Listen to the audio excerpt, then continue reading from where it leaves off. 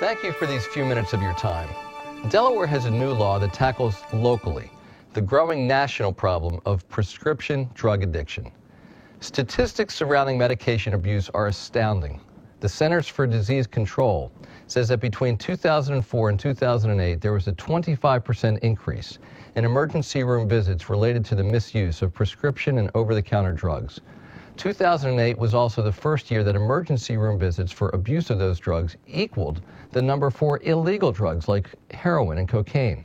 Deaths from drug use have more than doubled since 1999, making prescription drug abuse responsible for more deaths than homicides, suicides, or gunshot wounds. Delaware is not immune. Statistics are grim, and the personal stories that make up those numbers are heartbreaking. Moms and dads, sons and daughters, spouses and friends who've seen and shared the horror of watching a loved one waste away in the grip of addiction. As much as possible, we want to prevent prescription drug abuse. This week, I signed into law a new program that tries to break addiction by making it much harder to doctor shop for prescription drugs and easier for medical professionals to identify people who need help.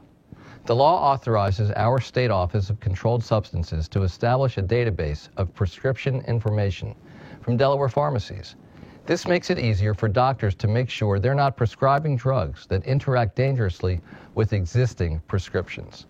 And doctors will be able to check the database and screen for abuse before giving prescriptions for controlled substances.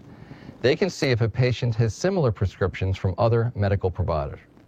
Other states have implemented similar drug monitoring programs and are using the medical drug data more effectively. Now Delaware will too. And our new law is getting some national attention. The Office of National Drug Control Policy is highlighting Delaware in its national effort to combat prescription drug abuse. In fact, they joined us for the bill signing, a bill sponsored by Senators Bethany Hall Long and Brian Bushweller, and Representatives Larry Mitchell and Melanie Marshall.